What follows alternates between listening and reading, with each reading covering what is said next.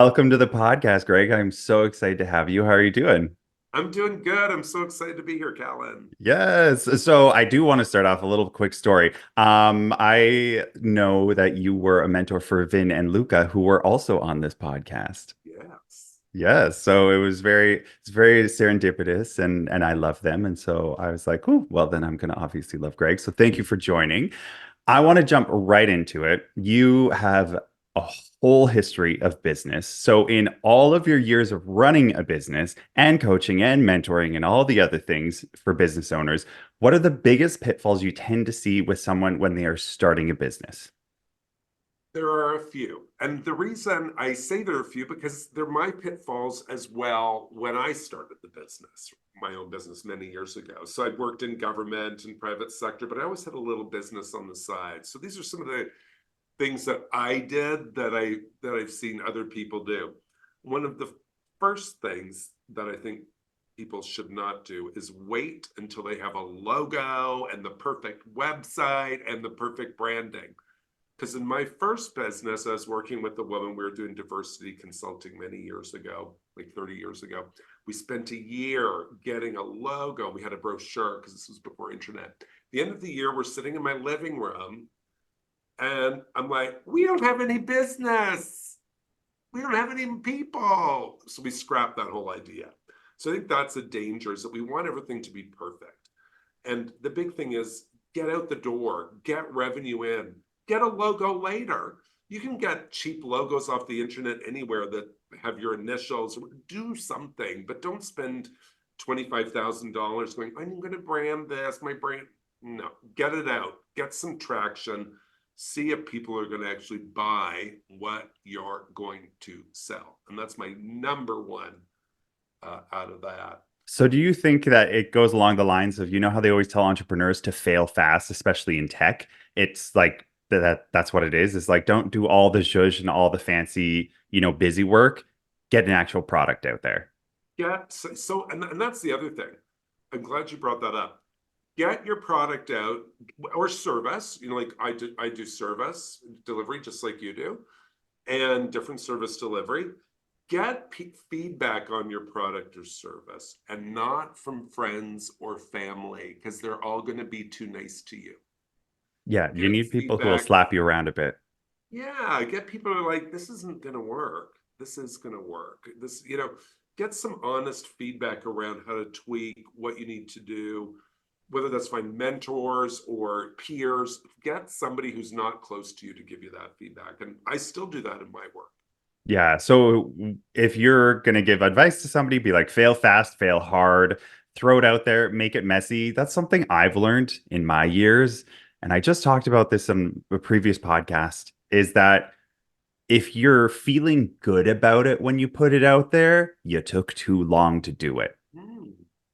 If you feel That's a good, good point. That's a good point, because I think the thing is this: you want to have some things do need to be done well and done right.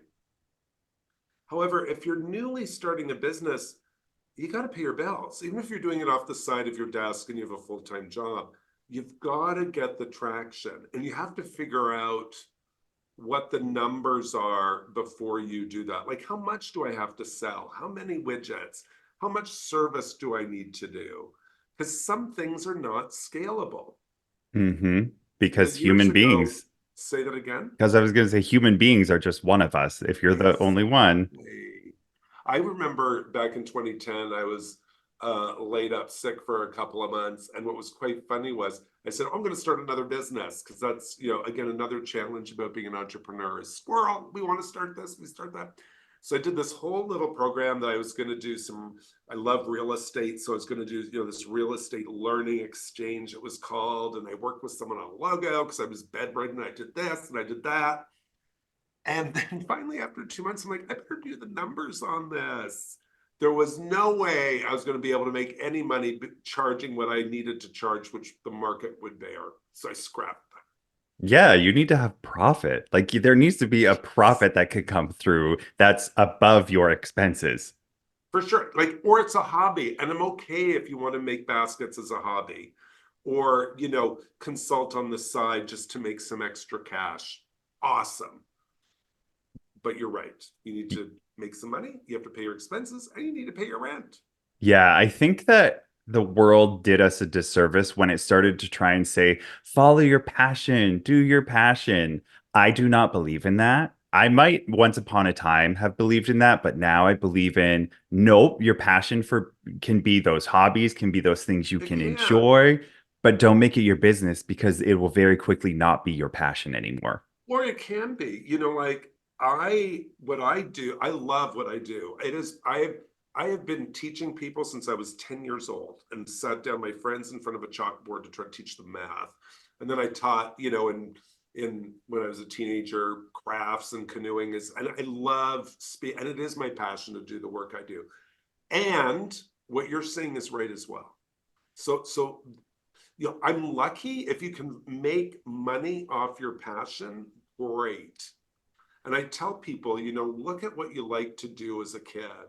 And if you can do that as an adult and make money, that will make you happy. So when I was a kid, I used to like to build houses. So I used to like to buy and sell real estate for fun. And I used to love to teach people things. And now I get to do that and make money. I could have gone the way of a school teacher, but I decided that wasn't what I wanted to do. You're right.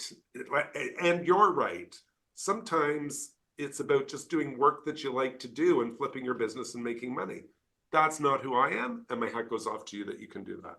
So Yeah. there's a world of both. Yeah, and it's not like you don't love I'm not saying you don't love what you No, do, I but know. like it's like I love to learn about finances. I love to learn about tech. I enjoy it a lot. I am Wow. passionate to a degree, but I wouldn't say that that is like a like love passion of mine. I'm Oh, talking God. about like the singing and the Oh, acting all or the that like artsy, fun crafting stuff. and artsy and Yeah. like those kinds of things. It's that's more of the direction that I was going Well, in. and I love that you're saying that because I think it really ties into our business conversation, which is, you know, not, people say to me all the time, I want to be a speaker. I want to, be a workshop facilitator.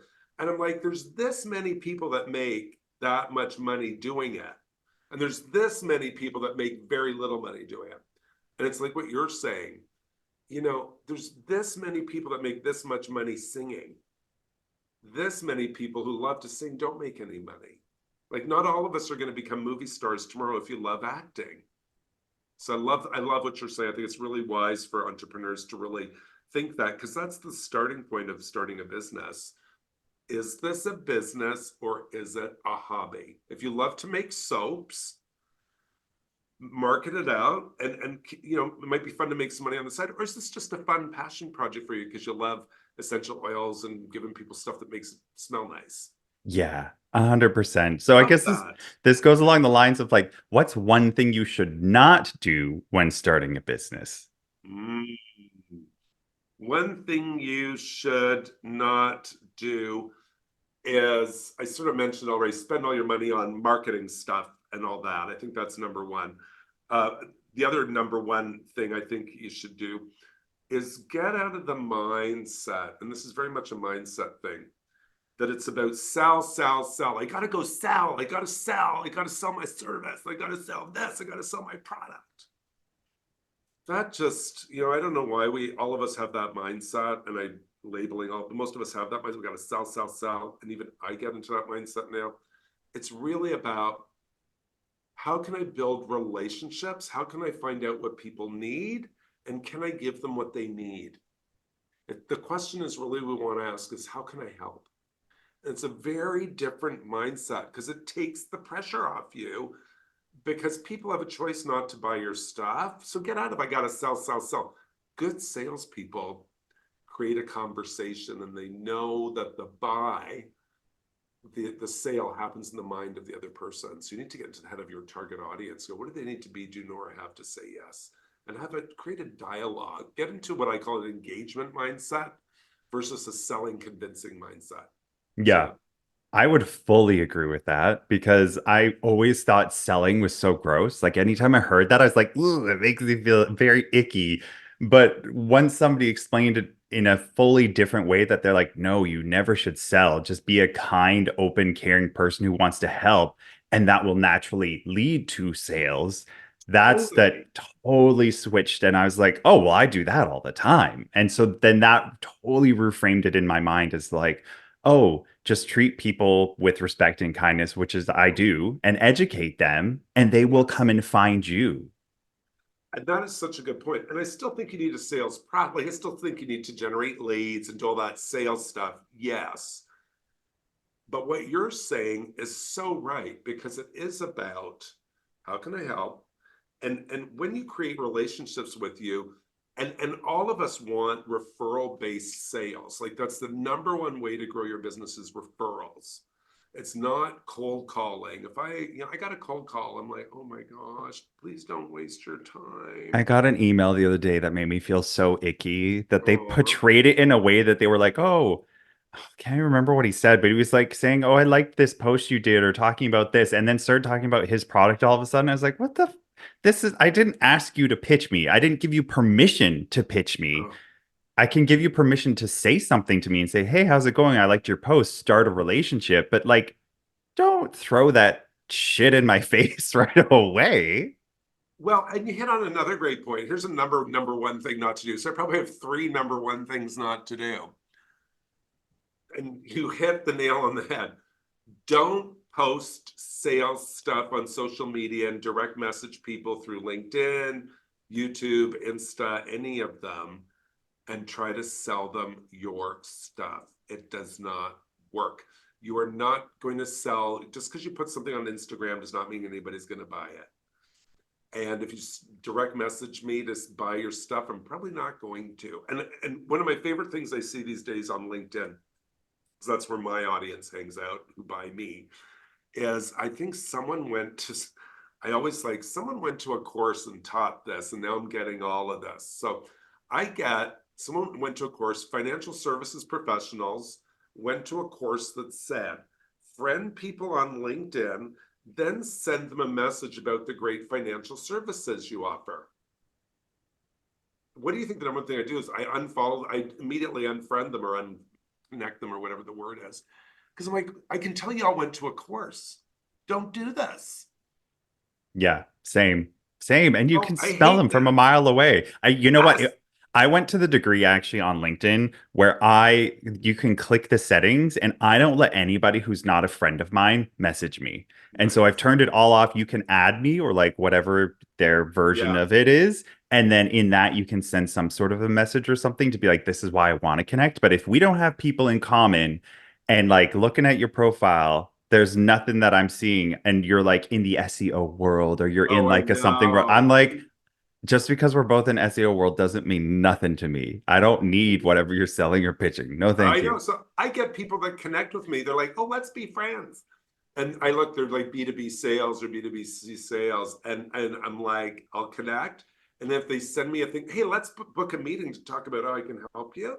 I used to be nice and say, this sales process doesn't work. And I'd unfriend them. Now I just delete them. Yeah, no time. So I want to continue the conversation along. Yes. A lot of your work is helping to prepare businesses for the future and the future of what work looks like. Because going through the pandemic, I mean, it taught us many things, but one of those Mm-hmm. many things that it taught us is that work is going to look very different. And since nobody knows the future, how can organizations and businesses best prepare themselves for that future? For sure. So, I think the biggest thing is we want to look at the trends around what the future work is. So obviously AI, it's the number one thing driving the conversation around the future of work. And there used to be conversations on, oh, it's going to take away my work and blah, blah, blah. I don't believe that. And the research doesn't support that. The research supports it's going to streamline our work. So I think the biggest thing for people to be aware of with the future of work is they need to build, and this is where going through COVID can help. The future work's going to change. What we need to do is build our own capabilities, our team's capabilities, and our organization's capabilities to be future ready, to build those muscles that we can handle whatever comes up. And the way to do that, one of the best ways to do that is look at the agility that happened through COVID, that what all of us, in the world had to go through. Like all of us built different change muscles throughout that about how we respond to the future. And what I recommend every entrepreneur, every team member, every leader in a bank or any big organization is sit down with yourself and your team and go, what are the new skills and abilities we learned? And And how can we apply those to navigating the future? So it might be stuff like we're good at rolling with ambiguity. We can change on a dime. Like when people say to me, my organization's slow moving, I'm like, that's not true. They changed like this. Everybody went virtual March 12th or whatever it was in 2020. That's fast. So let's find out what drivers were able to make us move fast and how we can replicate that. Because change, future works like this. I think with AI, which is, I would say, the number one thing, I think we have to really, and organizations are figuring this out. I think as entrepreneurs, we have to really stay true to this for every type of entrepreneur. People are hiring you because of you. People are hiring you, buying your products because of you.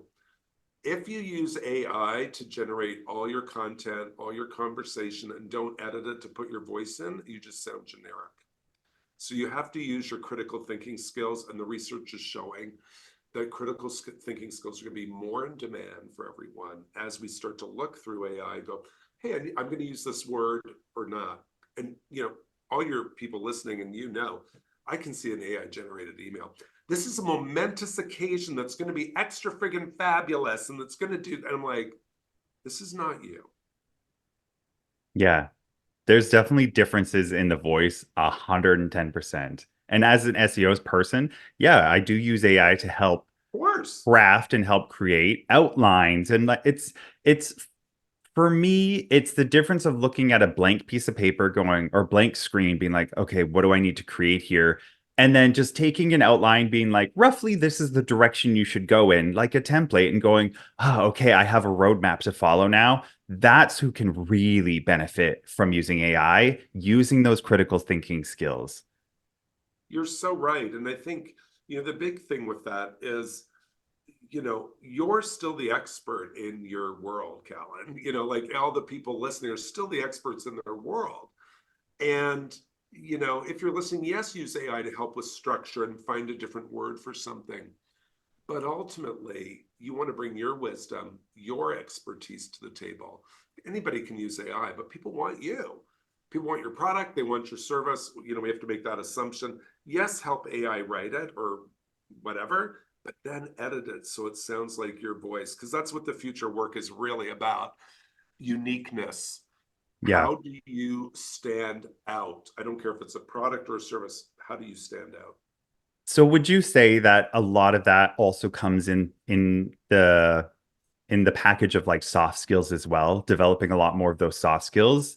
Um, just from my kind of perceptions, this might not be correct, but my perceptions are kind of we're going from old guard to new generation. We're going through generational change right now, Yeah. definitely. And a lot of that is going from leave your emotions at home, don't talk about home life, work. This is a certain type of roboticness to it when you come to work, and this is how things look.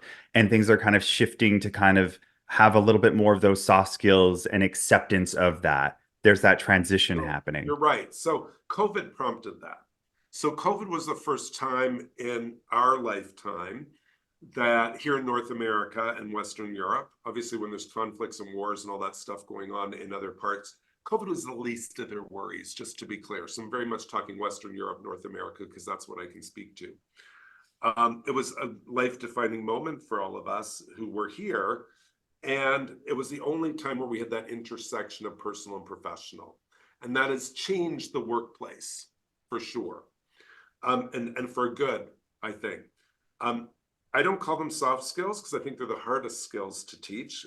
I I call them agree. interpersonal skills. So yeah, I call them the hardest skills. I can teach anybody to do a plan or a strategic plan. Teaching someone how to lead their team or communicate is so much harder. So I call those interpersonal skills. And I believe that as we become more tech focused, as you've seen the rapid advancements in technology, your interpersonal skills are even more important, and you cannot hide behind a text message anymore. The great thing with tech is, we can see each other all the time if we need to, even if I'm, talking to someone at a distance who lives in South America or Europe. If we're going to have a conversation that could have potential conflict or disrupt something in it, we need to do it with video, and because I need to be able to see you, and then we need to be able to talk. So you're 100% right. In the interpersonal skills for people are going to be ramped up, and this is the other key thing, especially in tech. People that are technologically based and thought based that way, and I'd say this with any profession that has a lot of terminology, you have to learn how to translate for your buyer. So, in the old days, a tech guy would come up, let's pretend, 20 years ago, tech guy would come up to me, hey, I need this cable, I need this. I'm like, I don't know what the heck you're talking about. Can you just speak in terms? And then I'd be told the problems between the chair and the keyboard. I'm like, I'm not the problem. I don't understand you. So it's like you were saying earlier about learning about finance. When people talk to finance about me, they might as well be speaking Arabic because I can't understand a word.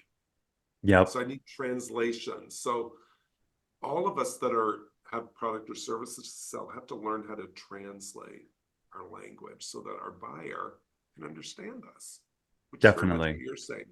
Definitely. And in terms of everything that we've been talking about here in this last little bit of the conversation, directionally, what do you think directionally is good for the overall workforce, but that leaders have been struggling to grow and evolve with?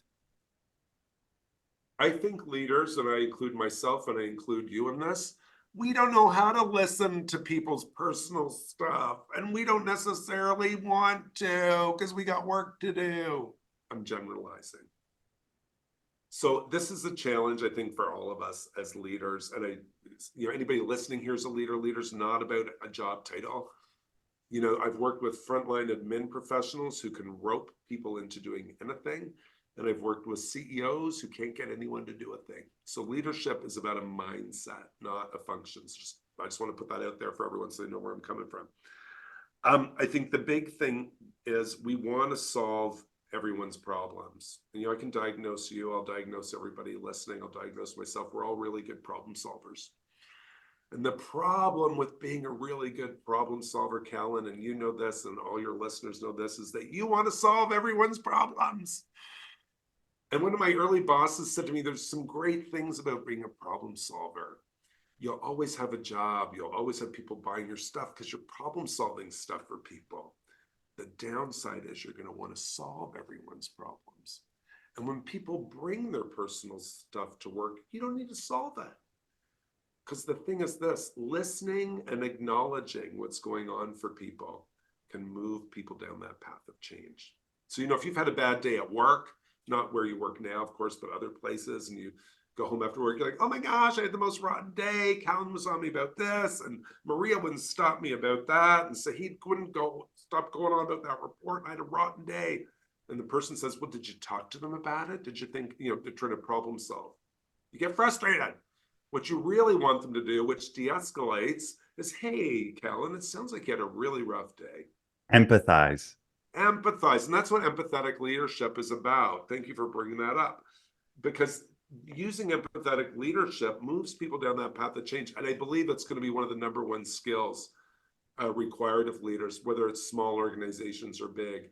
The other skill that's going to be required too, which is really interesting coming from the research, which will be of interest to your listeners, is conflict resolution. The reason being, this year alone, 50% of the planet is going through elections, and people are becoming more polarized. And you can't necessarily not have those conversations at work. Conflicts will arise. So how do we mediate those and have that conflict discussion? I'm so glad you brought this up.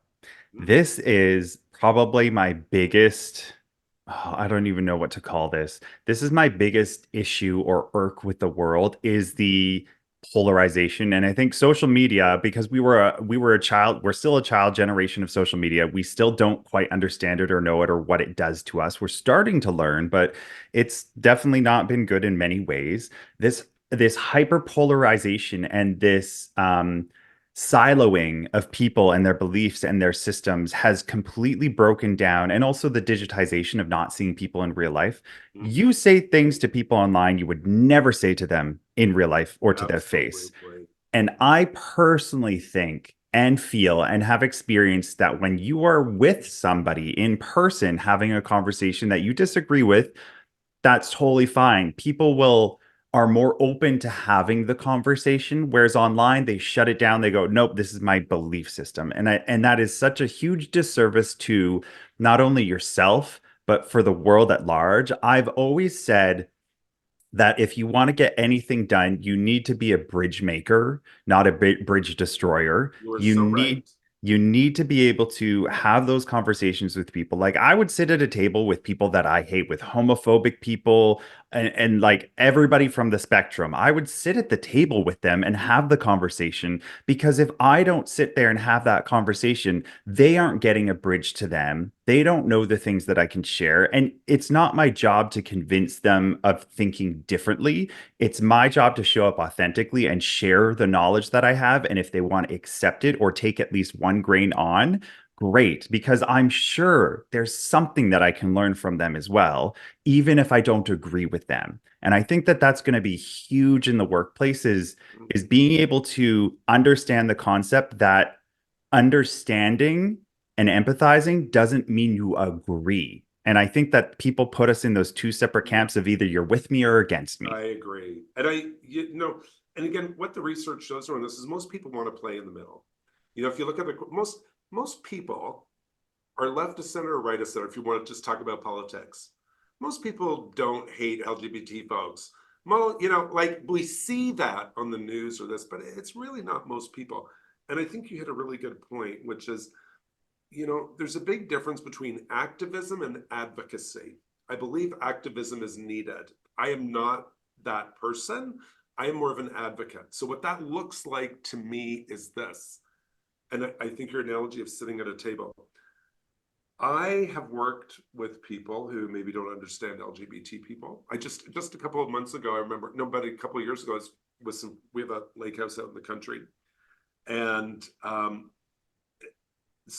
couple who are friends of ours said they'd never met any gay people before. This is in 2022, 2021, that they knew of, right? And I'm like, that you know of.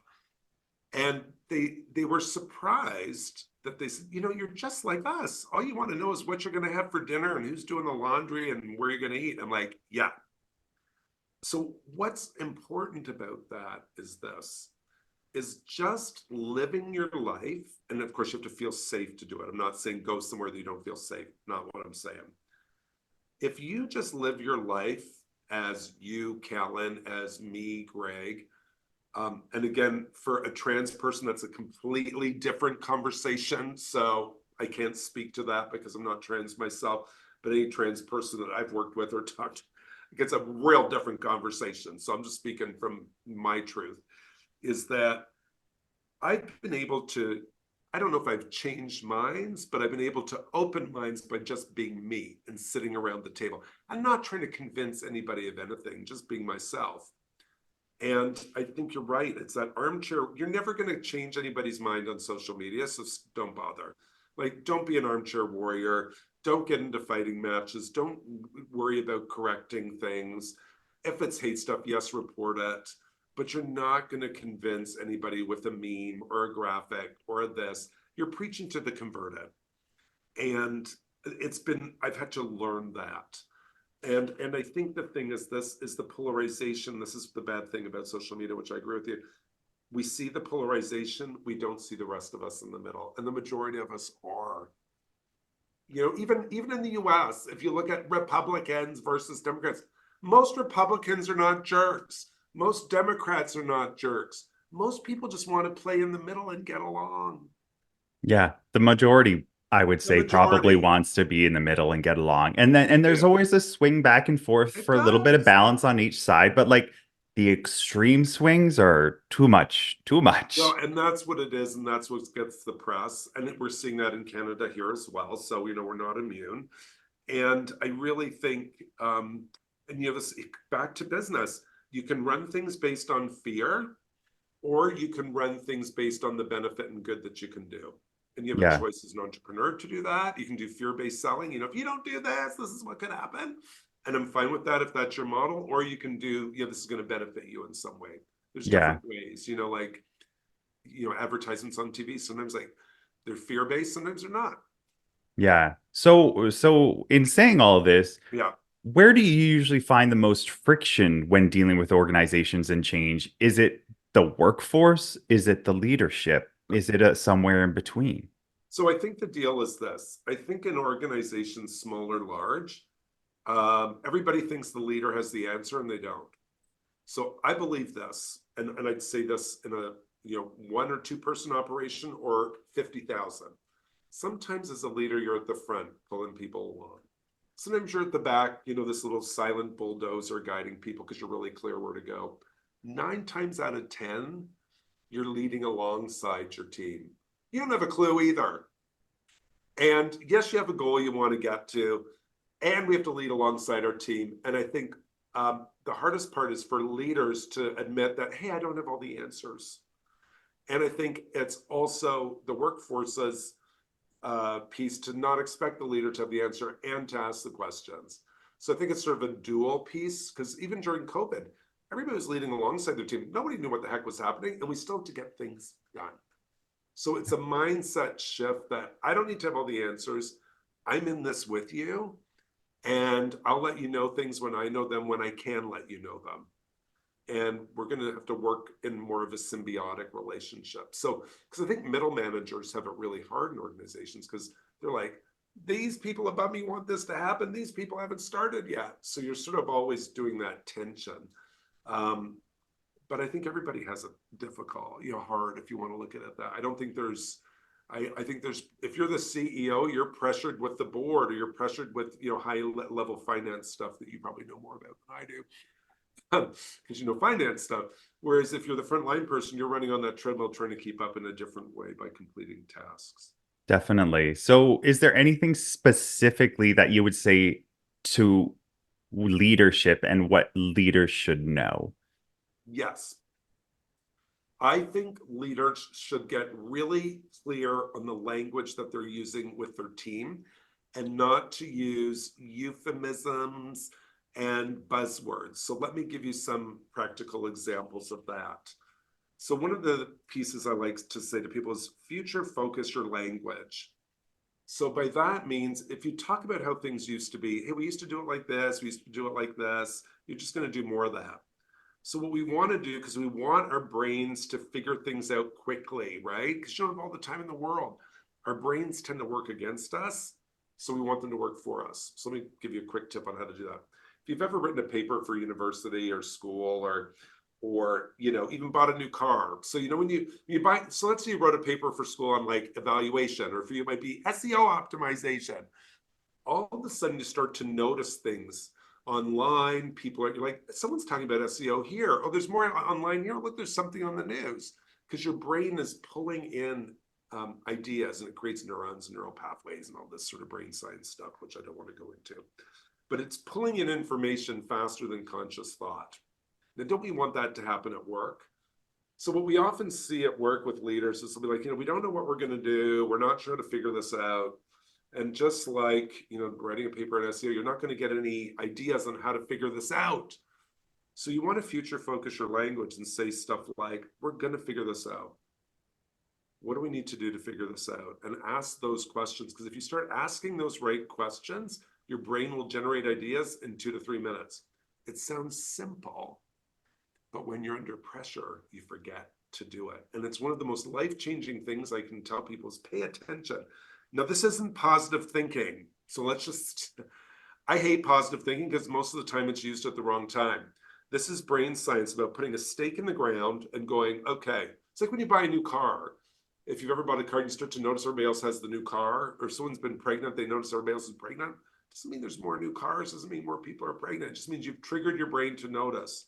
Yeah. So pay conscious attention to get your team to notice what you want them to notice, because we all get stuck in our box. Yeah. Directional Another thinking and an awareness of the thing. awareness and catching it, catching the thoughts you think before you go into a meeting, before you go into a sales conversation.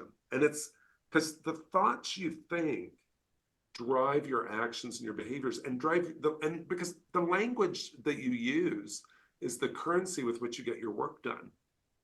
It has. If you use the wrong language, you disengage people. If you use the right language, you engage people. And I wrote a paper years ago, which I'll send you a link that you can pop into podcasts, and it's on my website, bechangeready.com, called Six Things to Say During Change, Six Things Not to Say. So stuff like, don't say stuff like, it's going to be all right, because you don't know that, right? So you want to say instead stuff like, hey, these things could happen. We're going to work it out together. And it gets not positive thinking. Instead of like, oh, that's a third world problem. Well, other than that being insulting, it diminishes that person's experience at that moment. So there's tricks and tips that as leaders we want to do to not disengage our team. I'm gonna make sure I pop that link in, but it's on my website, bechangeready.com, and just search for 6 things to say. Yeah, we'll make sure we have that in the show notes and in links. Perfect. I want to just double down on what you said because it is really important. I noticed this in my life and when I made a change in my life to be like, okay, when people talk about all these negative things and then I get really drained and I'm like, oh, I don't want to listen to them, but I'm a good listener, so I just let them bitch and moan. And then I feel drained, they feel better, but I'm like, but nothing's actually changed. And so I implemented like this people are allowed to do like 10 to 20% of bitching with me. And then the rest of it is the figure out stuff. And I didn't teach them that. I just asked better questions when it Right. happened.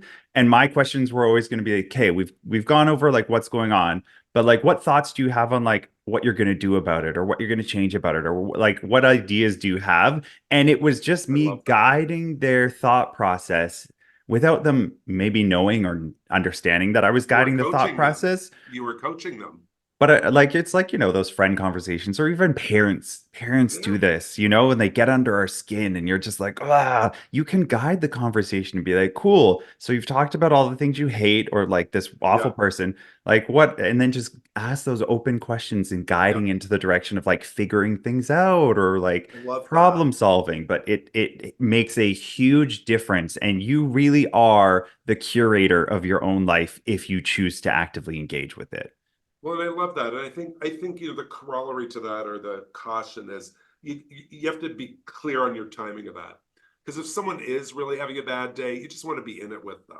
Yes, What you're saying yes. is not that, I know. No, no, no. But Just there's the social. there's that, yeah, where you're just like, there's an indigenous saying, I think it's the Navajo in the US. I love it. I'm 90% sure it's Navajo. If it's not that, I apologize, but it's an indigenous saying in the US. Um, says, I will listen to your complaint 3 times. The fourth time, I turn away. Yeah, And it's really, at the core of what you're saying is some really good indigenous wisdom around that. Because, like I will listen just to some complaints, but eventually I'm going to start asking some questions. Say, hey, is it okay if we look at some ways to try to problem solve this a little bit? Because you keep repeating that. yeah. Because some Tell me days some it's way you like do it. if they're just bitching and it's like sometimes you just need to sit with somebody if they're having a bad day. We Yeah, all have those. And understanding that this isn't regular for this person. I need to just sit with them and be with them in empathy for this moment. But it's great. the reoccurringness of it. It's like, okay, you've talked about this like every time we've seen each other in the past, like, Yes. 5 times we've seen each other. It's now time to move off of this. That's the moment you bring that kind of stuff in. Yeah, and I love that. And I think, yeah, and I think, what you're really saying here underneath, just from what I'm hearing you say, and it ties back to business as well, which is, one of my number one tips I tell people is follow your gut and intuition. If something feels like it's right to do now, it probably is right. If it feels wrong, or this feels like the wrong group of people or something, it probably is. And you have to distinguish between real fear and fake fear, so, which is a whole other conversation. But when you follow your gut, like when I know I've taken on business I shouldn't take on, or have a conversation I shouldn't have based on what we were just talking about, it's always come back to bite me in the butt. Like it's not in a good way. So if I start problem solving someone's stuff and it's my gut says, don't do it, Greg, shut up and listen. And I start, it bites me. And same with business. If I go down the path, I take on a piece of it, I'm like, this isn't good business. I should say no. It'll always bite me. Yeah. So And we've talked. Oh, mhm. sorry. I was going to say, No, so I we was just gonna say it really ties into what you're saying, which is following your gut instinct about when it's right to step in, when it's right not, when it's right to take on business, when it's not. Yeah, definitely. So we've done leadership. What Yeah. about workers? What do Yeah. they need to know? Um, about change? Yeah. Yeah. I think that they need to know how to relentlessly prioritize. So let me just explain what I mean by that. The world of work is picking up. Everything's, you think it's fast this year, it's going to be faster next year. So everything's going to be faster.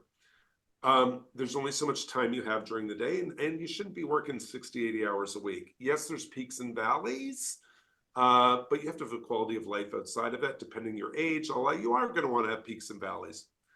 I think that the piece about prioritization is learning as someone who's a worker person in an organization to say when someone delegates something to you, if you can't prioritize it yourself, is to have the dialogue and say, hey, yes, I can do that. And this is the impact on either my time, on the scope of work I'm doing, or on a budget or cost or whatever you're managing. This is the impact. Are you okay if I do that? So, because you might have to prioritize something that might be a different priority to you than it is for me. And if we can have a dialogue around, hey, yes, I can do it, and this is the impact. Are you okay with that? It allows us to have a quick conversation to make sure you're prioritizing the way I need you to prioritize if I'm the leader. And sometimes relentless prioritization means changing things and you know this, changing every half an hour to an hour because stuff comes in. And prioritization doesn't mean not everything you do is important and urgent. Oh yes, the Yes, box. or What is matrix. it? The I is that Eisenhower? Stephen Covey importancy and Yes. urgency importance matrix. Yes. Most people run their work by the emails that come in. Don't. Not every piece of work you come in is urgent and important. So I used to have, true story, I still have right here, a pile on my desk of stuff that comes in. So I have some stuff that's urgent and important, which I do right away. Sometimes I have that's important that's not urgent, like fill out this form, and I put it lower on my list. Some things are urgent, but they're not that important. So I sort of, if I have some space, I do them, but they're not, they might be urgent to you, but I don't really care. And, that's my own, I can discriminate on that. I have a pile of stuff I print out because I'm sorry, I print them out to all people that don't want me to print, but I do. It's called my non-urgent, non-important pile. And I go through it once every 6 months. And do you think I might miss something, but it wasn't that urgent or that important, or someone would ask for it. So there's a lot of work we have that is make work that you don't need to do. And if you're unclear, ask someone. Yeah, big time. I have like set rules of like when I work as an entrepreneur specifically as well as like I do not start work before this time or I don't do face-to-face work or like I don't have to be at my desk until Love this that. time. And then I leave, hard leave is like 5 p.m. Like We, nothing is ever going to be that important or urgent enough. And if it is, I will know. And it is a high I barrier. love that. So one of the things you've really hit on that I want to touch on, because it's so important for business owners, is to learn the rhythm and flow of how you like to work. So you've really hit on that. So for example, if I have to do numbers or deep admin stuff, I have to do it first thing in the morning so I can direct all my energy to that. I tend to not book podcast interviews, anything numbers, anything after 3 o'clock, because I'm basically brain dead. I'm a 7 a.m. person. That's the way I work. So if you have control over that, anyone that's listening, find your rhythm and go with it and do what Calan says, because I love what you're saying. Develop the ritual. So, I come downstairs I'm lucky I have my own office, turn everything on. At the end of the day, I put my computer down. I like Yeah, shut it off, I same. clean up my desk. I might, if there's something going on that I'm waiting for, I might bring my mobile phone upstairs. I have two phones, one for work, one for home, even though I have my own business. And I bring my mobile up just in case there's a few things there might be a few little straggly things I have to do before 5 or 6 for, people in different time zones because I work internationally, blah, blah, blah. And then it goes off. Yeah, because there's nothing, I mean, unless somebody's dying who's very important to you, there's Yeah. very few things that are going to be that important. It's more often somebody else's putting the urgency into it because of Yeah, their anxiety around it or their yes. like, their experience with work. For me, I'm like, I created You're being an 100% right. entrepreneur for a reason. It's so I didn't have to live that lifestyle of anxiety and anxiousness. You are so right. It's like I can't. So the number one distractor I was reading, which I just love and I believe it's true, is where people text you after hours. Hey, do you know where this file is? No, no, no, no. Go look it up yourself. Like, I'm not. I don't say that to be mean, but what I do say is, by the time you respond to them, they've usually found it. And what I've encouraged everyone to do, and I have this at the bottom of my emails, is I say right very clearly, my work hours may not be your work hours. Don't, I'll tell you exactly, it says, feel free to respond during your normal work hours. Because some people like to work at night. I don't. But it does say, my work hours may not be yours. Feel free to respond during your normal work hours because there's no pressure for you to respond to my stuff at 10 o'clock at night just because I Yeah. wake up and go, that's a great email. You know, Give every people permission to opt out. Yes. Yeah, I think technology kind of we went down this rabbit hole of like overperforming, especially in North America. We're so perform, perform, perform. Like you have to deliver, you have to be available at all times and sell your soul and sell your life. And it's like the part of me that learned about this is I moved and lived in Europe. I lived in London for over a year. Nice. And I got when I first started my part-time job, I had 6 weeks full paid holiday right off the get-go. And I was like, I'm sorry, what? Because they believed in like no no no no no like you need to relax and rest in order to become your best self to come back to work, and I For think sure. we've missed it in North America. You actually get more productive. It's totally counterintuitive. I get more productive the lazier I allow myself to be because I force myself to only do the things that are going to move the needle forward in business. That is so good. I used to tell people I'm lazy at heart. I like, and I don't mean that in a negative way. I just I've always wanted, and not everybody's like that, but I've always wanted a work-life balance. And sometimes, and I don't think it's true that everything gets balanced. Sometimes it's peaks and valleys. Sometimes life takes over. Sometimes work Yeah. takes over. And some people are the opposite of that. And I think everybody can be who they are. You just don't want to burn yourself out. And that is a real key point, is that we just don't want to burn ourselves out. Yeah, exactly. Life comes in ebbs and flows. Gregg, this has been an absolutely phenomenal conversation. Where can folks find out more about you if they want to check out what you do? Absolutely. Go to bechangeready.com is my website, and I'm all there. Or you can check me out on LinkedIn. I'm on Instagram at Gregg Brown TO, like Gregg Brown Toronto, GreggBrownTO. You can get that all there from my website, bechangeready.com. Awesome. And I'll make sure to have those links in the show notes. Thank you so much for being a guest today, Gregg. Thank you. I so enjoyed talking with you, Calan.